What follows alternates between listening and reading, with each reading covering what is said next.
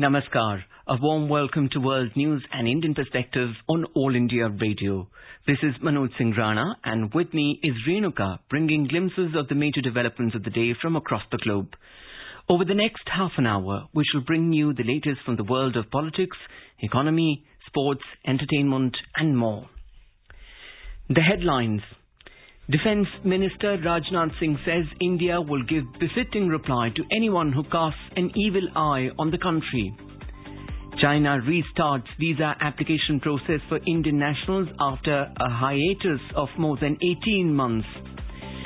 India's Commerce and Industry Minister Piyush Goyal calls upon WTO to send strong message to rich to care for poor, vulnerable and marginalized people. India and Bangladesh to work together on startups, cybersecurity and interactive digital payment systems. Indian weightlifter Guru Naidu Senapati clinches gold at IWF World Championships in Leon, Mexico. And in cricket, third 2020 international of five-match series between India and South Africa to be played in Visakhapatnam on Tuesday.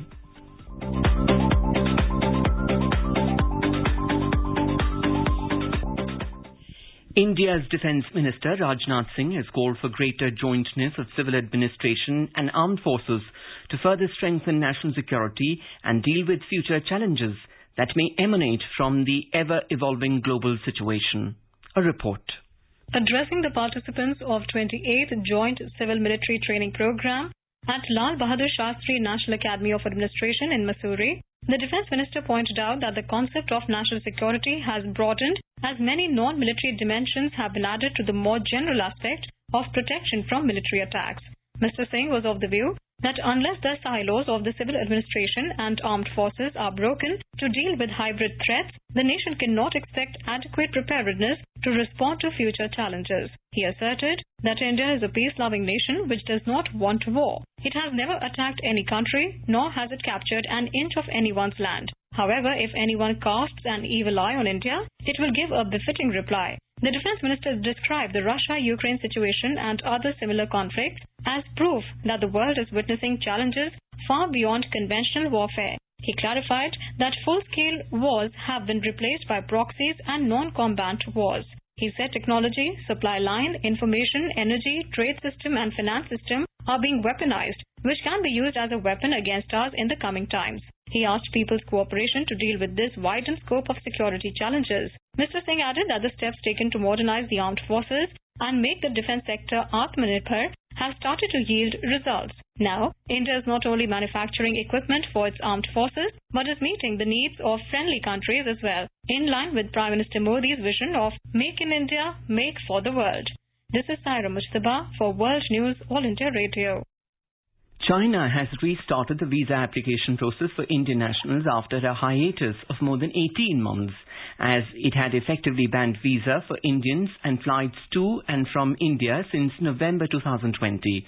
The Chinese embassy in New Delhi has issued a notice on its website on Monday saying that foreign nationals and their accompanying family members going to China for resumption of work and production in all fields may apply for visas. However, it does not state whether Indian students waiting to return to their colleges in China can apply. The notice also says that visa applications are temporarily suspended for tourism and other private purposes. After Dr. Jaishankar's personal intervention with Chinese Foreign Minister Wang Yi during his India visit in March, China in April had finally agreed to permit return of some Indian students. A list of students who will be allowed to return to China has been sent by the Indian side to the Chinese side. Prasar Bharati Beijing reports that the issue of return of Indian students is being handled separately. The Indian Embassy in Beijing and the Ministry of External Affairs have consistently taken up the issue of return of Indian nationals, including students with the Chinese authority in last 2 years. Thousands of Indians complained that they and their families are going through severe mental anxiety, emotional trauma, financial losses, interruption in kids' education, and many intangible damages. India's Commerce and Industry Minister Piyush Goyal has said that when the world is facing severe challenges and expects the WTO to deliver solutions, the 12th Ministerial Conference must send a strong message that the rich care for the poor, vulnerable and marginalized people. Mr. Goyal said this at the ministerial meeting of G33 at the 12th WTO Ministerial Conference in Geneva on Sunday. He said India strongly believes that the WTO should not negotiate rules on non-trade related subjects like climate change and gender, which legitimately fall within the domain of other intergovernmental organizations. Mr. Goyal said India reiterates Prime Minister Narendra Modi's clarion call for sustainable living through lifestyle for environment, life, a movement aimed at promoting environment-conscious lifestyle, focusing on mindful and deliberate utilization. The minister said that the World Trade Organization WTO reform should focus on development whose process should be precise, transparent and inclusive, and the WTO should embrace a people-first approach to trade. Prime Minister Narendra Modi has said that the last 8 years have seen unprecedented development in the northeast region of India. In a tweet, Mr. Modi said the focus is on infrastructure creation, ensuring better healthcare, education and popularizing the rich cultures from the different states of the region. From better roads to much-needed bridges, from airports to trains, when it comes to connectivity, India's northeast region has witnessed significant changes in the last 8 years under the NDA government led by Prime Minister Narendra Modi. In today's Hotspot section, we bring you a discussion on India-Iran relations gathering momentum. In conversation are Anil Kumar Trigunayat, a former ambassador, and Simran Sodhi, a journalist. Ambassador Trigunayat, when we see the India-Iran relationship in the context of global happenings, especially in the context of the Ukraine war, and we also have the latest reports that Iran's state-run shipping company will help in the transfer of Russian goods to India using a new trade corridor that will transit through the Republic of Iran. How do you look at this old historical relationship between India and Iran, given the context of the world that we are living today and the global situation today? Yeah, thank you very much, Samraji. You know that you rightly mentioned that relationship between India and Iran has been historic and civilization, and there is no doubt about it. However, as we know that the relationship had come under tremendous strain because of Iran's relationship with the United States and scrapping of the Joint Comprehensive Program of Action, which is called as Iran's nuclear deal by the Trump administration. And then the tertiary sanctions, secondary sanctions were placed on India, and we were forced to eventually withdraw completely our trade and our oil imports from Iran. And as for the last 20 years, actually, or more than that, we have been working with Iran, Russia, and for this North-South transport corridor. And there have been certain problems. And after the visit of Prime Minister Modi, it was decided at that time that we will be doing the Shahid Beheshti terminal and the railways, and also that the connectivity through Afghanistan and Central Asia and also through the North-South transport corridor could function effectively. And several countries from the region, including Azerbaijan and others, they have also become part of it, and they are quite interested in dealing with it.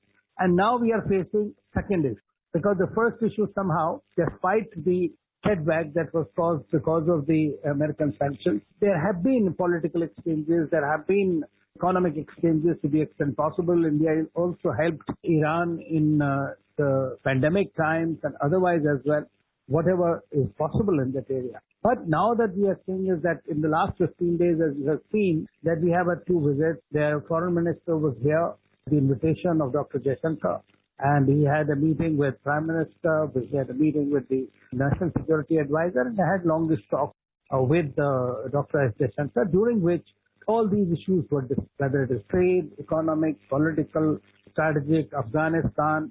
Also, all these issues are extremely important, and Iran is a very major player and a very important partner in our connectivity. Now, in that connectivity, we see now that this Russia-Ukraine war, as you know, the most stringent sanctions have been placed on Moscow. And India has been planning to buy certain things and sell them. So we are hoping to use this North-South Transport Corridor, which is hopefully not subjected to the secondary sanctions, and we will be able to do the business because India has very clearly mentioned that if the world is buying oil from Russia, what prevents India? So I think that at this time, their Deputy Foreign Minister has come to work out on more details, and it was agreed that we will work out on a strategic roadmap between the two countries, which should not be subjected to the vagaries of the big power politics. Master Trugnath, as you mentioned earlier in your comments, we've also seen the Iran-US relationship play out in the global context, and this is something we've been following for the last many years now, the tensions between Iran and the US.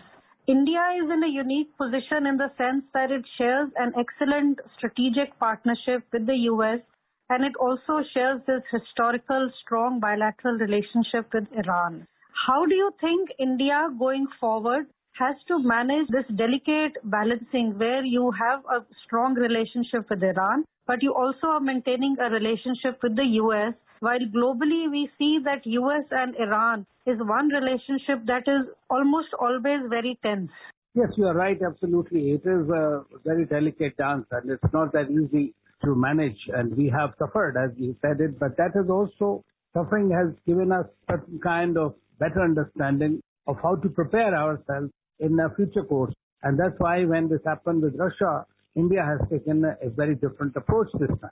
And I think that you rightly mentioned our relationship with USA is called as a global comprehensive and a strategic partnership. It is extremely critical and crucial for the United States to keep India in good humor also in accordance with their Indo-Pacific strategy. And India figures very prominently in that, even though we don't subscribe to everything that they are aiming to achieve out of that, especially in the sense of containment of China, which India has said will not do that. But at the same time, it provides India a leeway. On the other hand, Iranians do understand India's compulsions because Indian government did not stop buying anything. It was for the private companies. But as you know, the private or the public sector companies have their businesses all over. And as of date, we find that the international financial system is controlled by the United States. Therefore, those companies chose not to import as much from Iran. But the things are opening up, and Iran is also probably hoping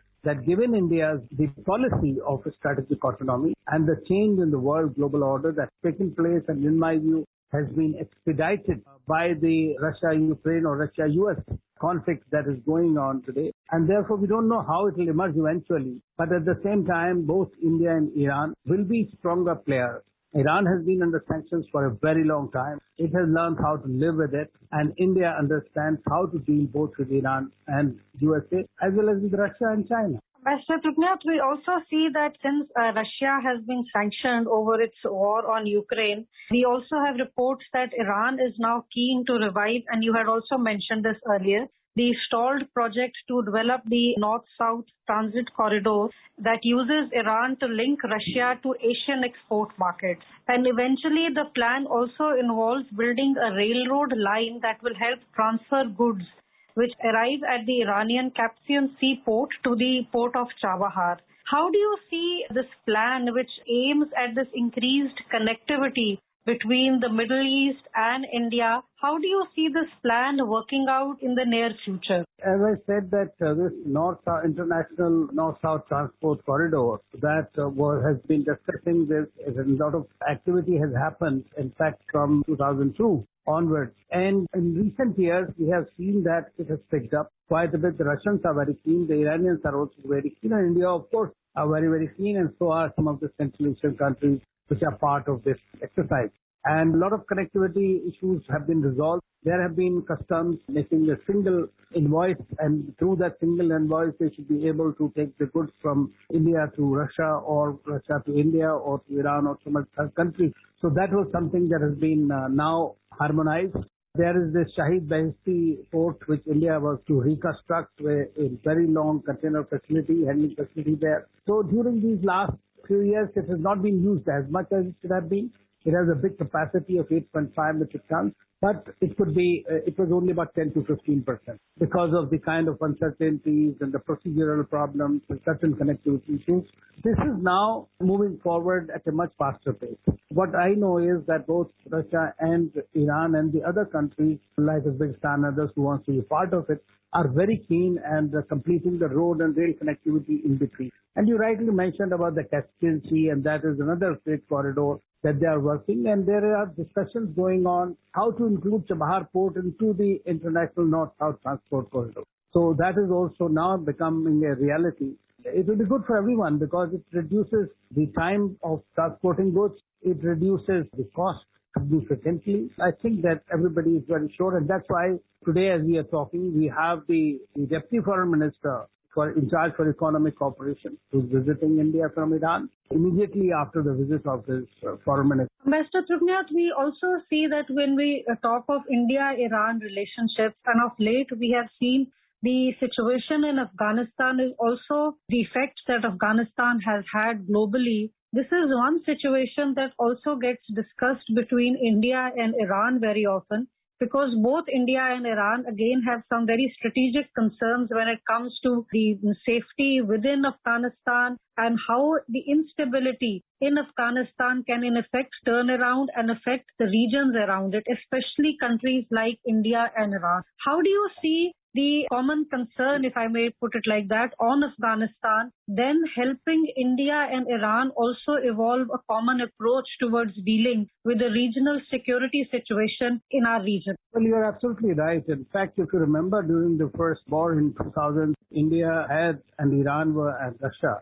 they all helped in this northern group in Afghanistan during the fight against Taliban. But today Taliban is in power. And there are still a lot of concerns, and there are a huge number of refugees who are there in Iran, and India is also equally concerned about security, especially because of the Pakistan-Afghanistan nexus and the Taliban, whatever control the Pakistanis hold over them, and therefore it is a concern for India, obviously, and it is also a concern for Iran, because for Iran and India, the counter-terrorism is key part of cooperation, and especially in Central Asia and Iran and in India, in our South Asian region as well. So stability of Afghanistan is extremely important. And we have, if you remember, that NSA held the meeting of NSA's National Security Advisors from Central Asian countries. And in that one, we had invited Iranian as well as the Russian NSA. So we are discussing with them all the possibilities. And now recently, the Indian Joint Secretary from Afghanistan region had also visited Kabul to discuss. And during this meeting also, the discussions were held on the ground situation, what is happening, how they see, because Iranians are, the border, they share the border with them, and therefore they have greater stake in the sense of the people who are there, and they are, they are community. So they are very keen and they understand everything, that any instability there can also impact on them. India has also supplied to Iran the vaccines to Afghanistan, and now when we sent also, we had used earlier the Chabahar port to send wheat to Afghanistan, and there was this railway line that we were talking about to Zahedan in Iran to Kabul. And so I think that this is a very, very important issue on which we confer frequently with Iran and other partners in the region, because India considers the situation in Afghanistan to be of great concern. Ambassador Trubniyat, going forward, if you were to point out 3 focus areas that in your opinion are something that both India and Iran can work on so that this relationship can grow in strength, what are those 3 focus areas that you would point out? Well, as you know, that number one is that somehow we'll have to find a way where we can start importing oil and gas from Iran. That is of critical importance for us, especially in a situation like this. Secondly, Iran as a transit and a conduit for our trade and investments and other outreach to Russia, because Russia and Iran have excellent relations. India, Russia and Iran have very good relations. So that is something that we should be focusing a little more. Thirdly, we'll need to, in my view, work on certain instrumentalities and special purpose vehicles, which will allow us to continue to work with countries, because these kind of unilateral sanctions have become the order of the day. And if we continue to have that kind of a problem, we need to find some ways in which those can be immune. Now, of course, as you know, Iran has suggested in the Shanghai Cooperation Organization that they should have their own currency, which should be devoid of any dependence on US dollar. That is the kind of thing that I think that is good for the region, everybody. Because otherwise, this unilateralism immediately cripples you. And as you know, our foreign minister, when he was in Slovakia recently for the dialogue, he had clearly mentioned that if the world really was worried about the supplies of oil and gas and the problem, they should allow Iran and Venezuela to start supplying to the world. But they are not doing that because of the geopolitics and the geoeconomics of. I think that those are the issues I would say. And of course, we have a very comprehensive relationship and strategic partnership with Iran, and that needs to be strengthened. And this time, as you know, in the wake of the controversy in India, Iran also showed tremendous maturity. And in the coming days, we will continue our discussions on the India-Iran relationship and the many facets of this relationship. With these comments, we bring today's discussion to an end. Thank you. Thank you.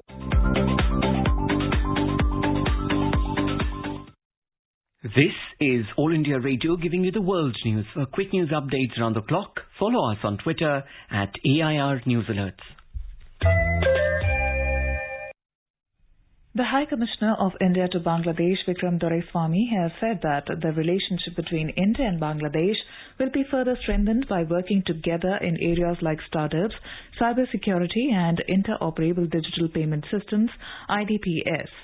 High Commissioner Doraiswamy held a meeting with ICT State Minister Zunaid Ahmed Palak in Dhaka on Monday to review the progress of the ongoing high-tech parks and the other ICT-related projects at the Bangladesh High-Tech Park Authority.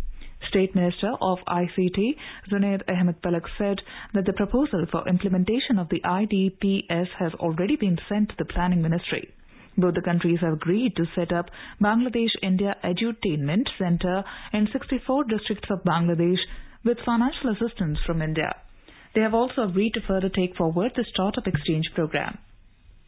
Minister Zunaid Palak said that Bangladesh needs close cooperation with a friendly country like India in the field of ICT, digital transactions and startups to move on the path of establishing a smart Bangladesh.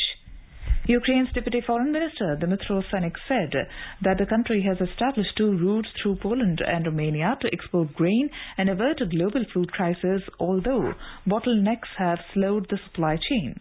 He further added global food security was at risk because Russia's military action in Ukraine had halted Kyiv's Black Sea grain exports, causing widespread shortages and soaring prices.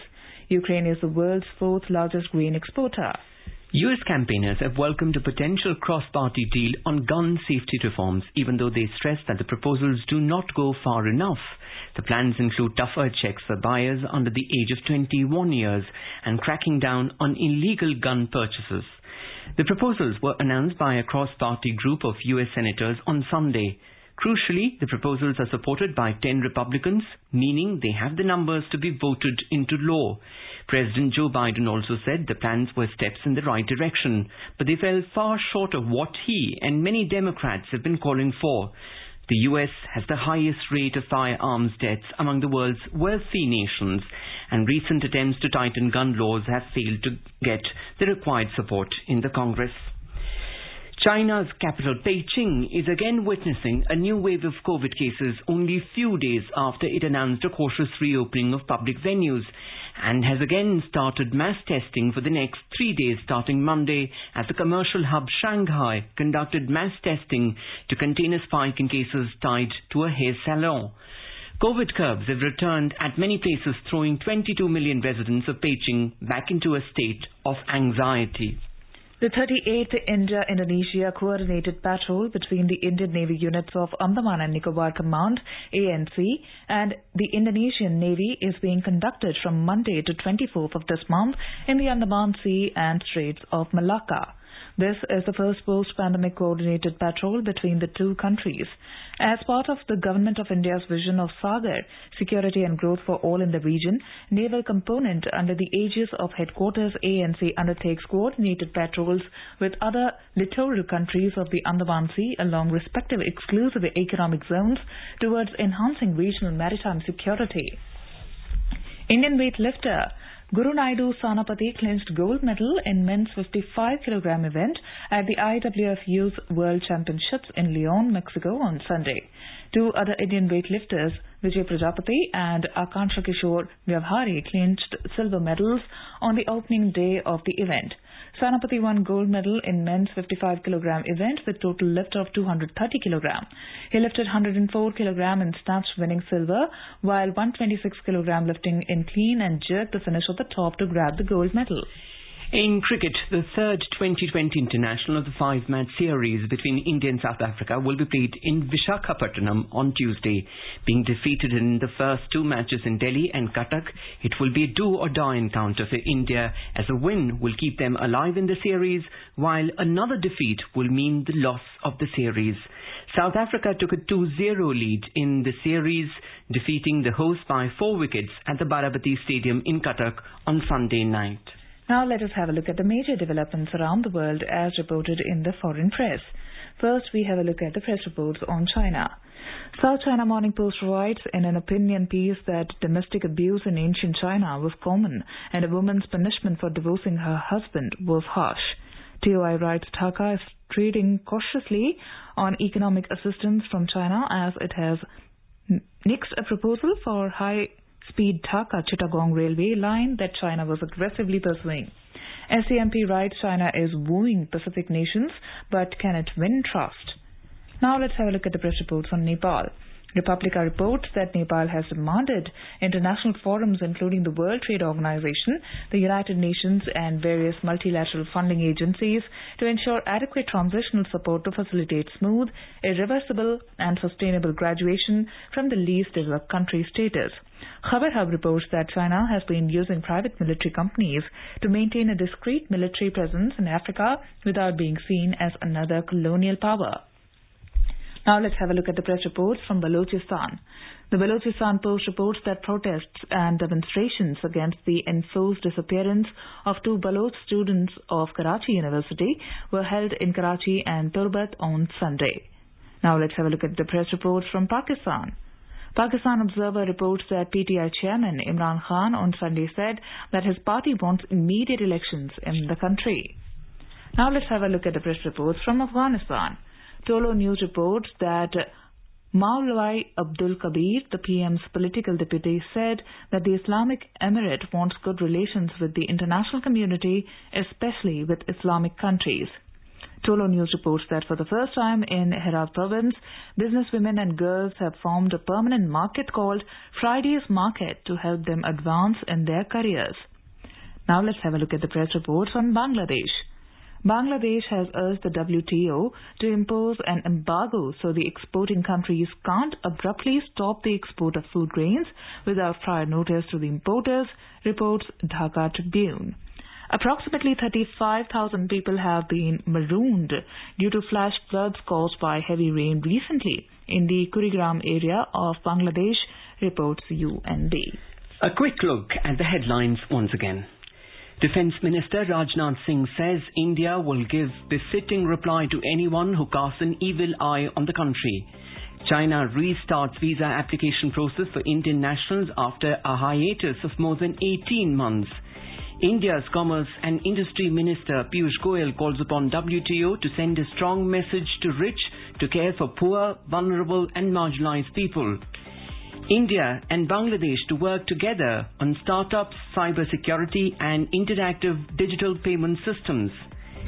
Indian weightlifter Guru Naidu Sanapati clinches gold at IWF Youth World Championships in Leon, Mexico. And in cricket, third 2020 international of 5-match series between India and South Africa to be played in Visakhapatnam on Tuesday. And now, before we end, let us listen to Mahatma Gandhi's favourite bhajan, Vaishnav Jan, by artists from Senegal.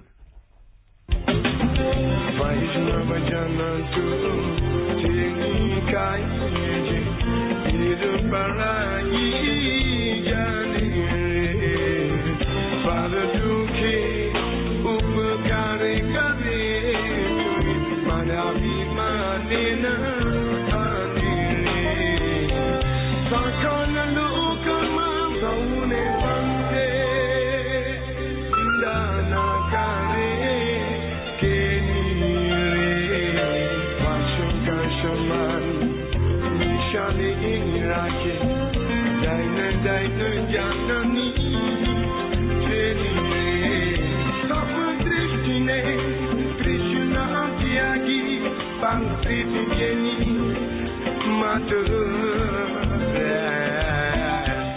And with that, we end this bulletin. We'll be back at the same time tomorrow with the next edition of World News.